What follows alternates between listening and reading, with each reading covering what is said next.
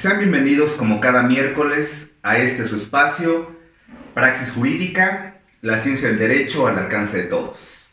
En esta ocasión y en este conjunto de videos aquí en Praxis Jurídica y sobre todo derivado de que en días pasados se celebró el Día Internacional de la Comunidad LGBT, hemos decidido hablar de los 5 aspectos más importantes o de los 5 nuevos derechos reconocidos a esta comunidad.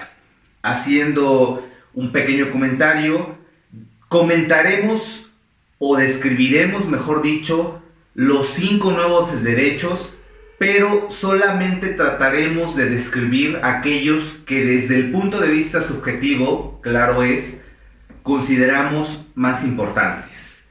Pues sin más, en este primer programa de los derechos de la diversidad sexual, hablaremos del matrimonio, pero habría que comentar que existen otros 4 elementos, otros 4 derechos subjetivos que la Suprema Corte de Justicia de la Nación les ha atribuido a la comunidad LGBT. Primero, el matrimonio. Segundo, derechos de seguridad social. Tercero, concubinato. Cuarto, adopción. Y 5, comaternidad. Estos 5 nuevos derechos subjetivos han surgido a partir de la interpretación de la Suprema Corte de Justicia de la Nación. Con ello quiero decir que si nosotros los buscamos en algún código sustantivo, difícilmente los habremos de encontrar. Habrá que remitirnos a los criterios jurisprudenciales y a la interpretación que ha hecho la Suprema en 5 casos en particular, que al final del día son inclusivos. Esto quiere decir que a partir de su conformación ya pueden ser atribuidos a todos los sujetos que se ubiquen en esta hipótesis planteada. Primero, les decía, vámonos con esta primer parte. En el primer elemento hablaremos del matrimonio. Hace un par de años ya se puso muy en boga esta figura del matrimonio dentro de la comunidad LGBT. ¿Okay? Habría que comentarles que en un primer momento este matrimonio entre personas del mismo sexo surgió a partir de un amparo en revisión y de manera específica es el 581 del año 2012. Vamos a hablar un poquito del aspecto teórico y cómo podemos aterrizar ese aspecto teórico en nuestra práctica, ¿no? ¿Cómo lo hacemos funcional? Esa sería la pregunta importante. Y esa sería la pregunta que a lo largo de todos estos programas tratamos de resolver. Primero, este amparo territorialmente surgió en el estado de Oaxaca. Fue un amparo que se interpuso en contra del artículo 143 del Código Civil de esta entidad federativa. Parafraseando el artículo, él era el artículo relativo a la figura del matrimonio. Habrá que entender que un gran número de los estados de la República Mexicana describen la figura del matrimonio como en el año 2009 lo describía el estado de Oaxaca. En el caso particular, en el caso del Estado de México, sigue teniendo una descripción un poquito ambigua y la podemos encontrar en el artículo 4.1. Recupero el artículo 4.1 bis del Código Civil del Estado de México, porque es el estado en donde nos encontramos y muy probablemente, inclusive en datos estadísticos, la mitad de los estados de nuestra República Mexicana contemplan la figura del matrimonio como actualmente la voy a describir. El artículo 4.1 bis del Código Civil, les comentaba, definen al matrimonio como una institución de seguridad social por medio de la cual un hombre y una mujer deciden unir su vida, y ahí es donde existe el elemento a debatir. Podemos interpretar 2 aspectos. En un aspecto habría que comentar que es una institución de orden público y de interés social, sin meterme mucho en teorías de naturaleza sociológica, porque la ley tiene esta necesidad obligada de proteger a la familia por medio de una institución que se conoce como matrimonio, porque la familia es la estructura base de la organización social.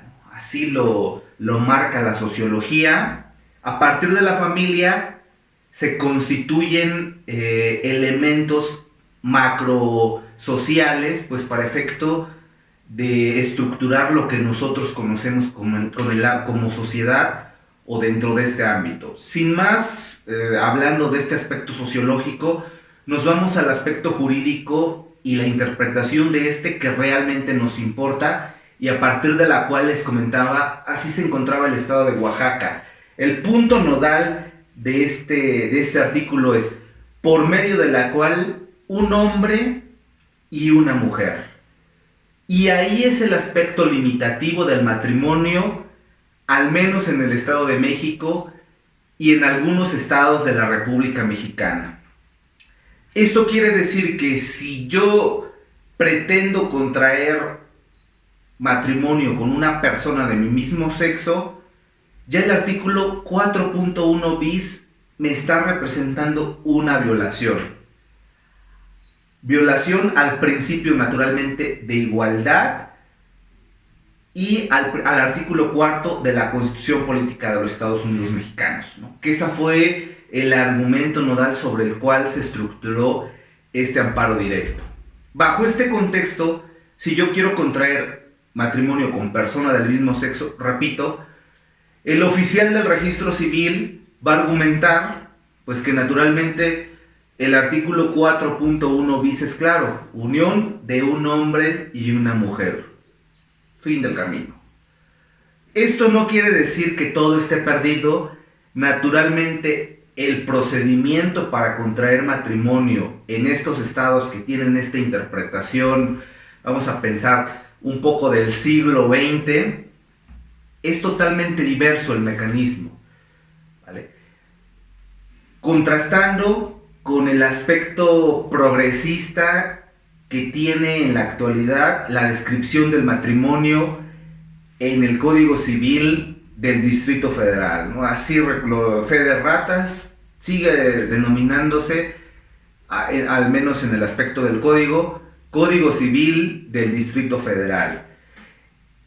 El artículo que les comento del Código Civil del Distrito Federal es el artículo 146 y analizan esta diferencia, es inclusive para un estudio de derecho comparado. El artículo 146 dice, del Código Civil de la hoy Ciudad de México, dice: el matrimonio es la unión libre de dos personas.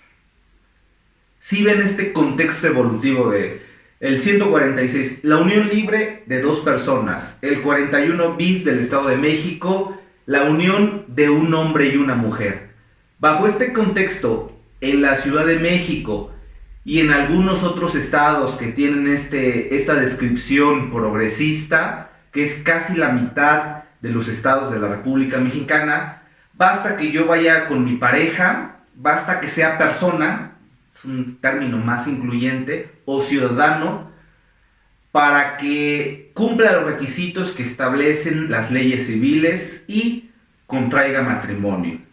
Sin en cambio, en casi la otra mitad de los estados de nuestra República Mexicana aparece esta descripción: la unión de un hombre y una mujer. Si yo voy al oficial del registro civil con mi pareja y esa pareja es del mismo sexo, bajo el argumento del artículo 4.1 bis, el oficial del registro civil, desde un aspecto legal, o sea, legalmente me puede negar el matrimonio.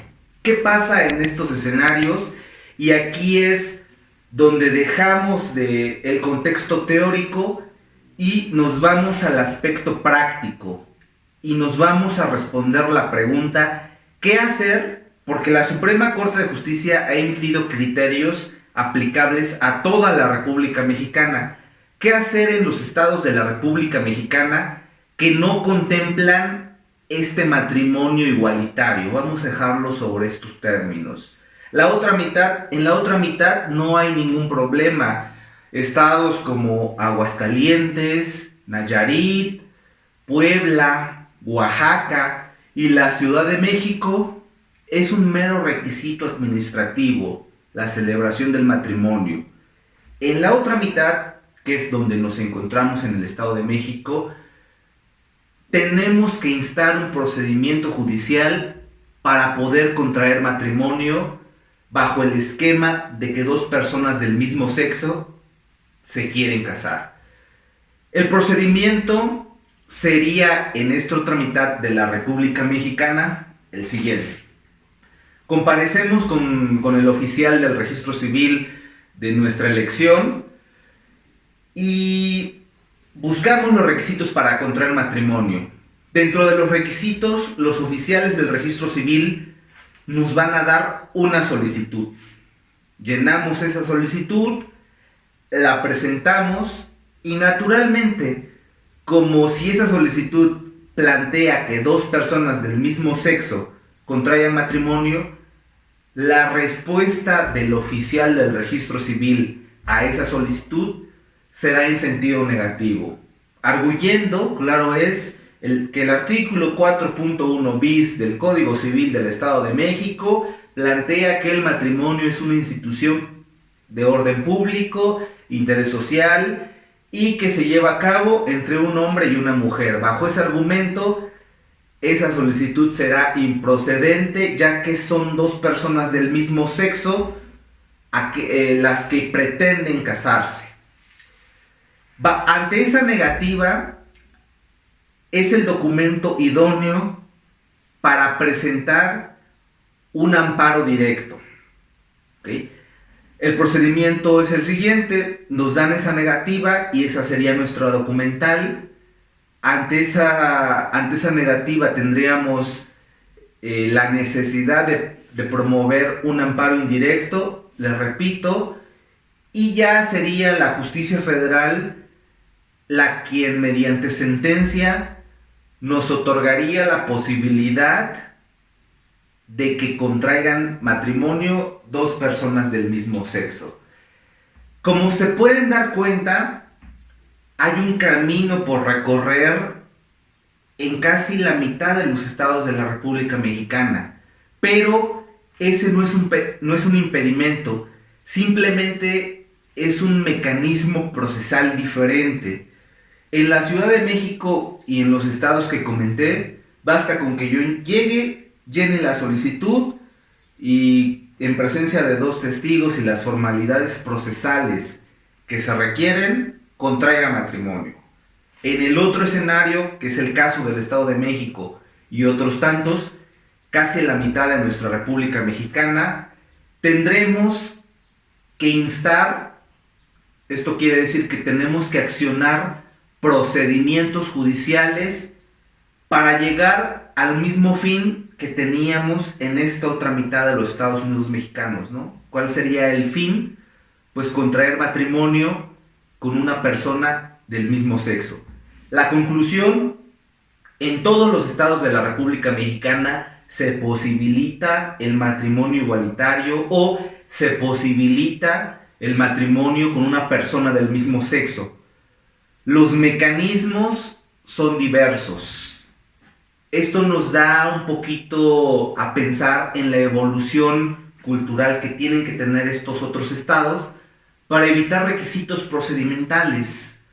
Así es, queridas amigas y amigos, si alguien tiene la intención de contraer matrimonio en el Estado de México o en algunos otros estados que no posibilitan el matrimonio igualitario, es esta la figura: la negativa, el amparo directo, la protección de la justicia federal y después, como lo rezan los cuentos de hadas, vivieron felices para siempre.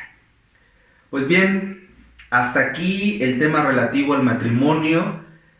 En el próximo de los videos hablaremos un poquito de la figura del concubinato entre personas del mismo sexo, cómo se puede, y la premisa sería cómo se pueden traspolar estos derechos de la concubina y el concubinario en personas o en uniones de derecho, ¿no? de la comunidad LGBT, pero esa será plática del próximo de los videos.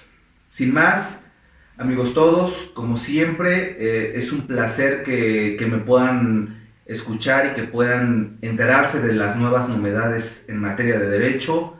Me despido, licenciado Ebert Rafael Galena Balbuena, Praxis Jurídica, la ciencia del derecho al alcance de todos. Hasta la próxima.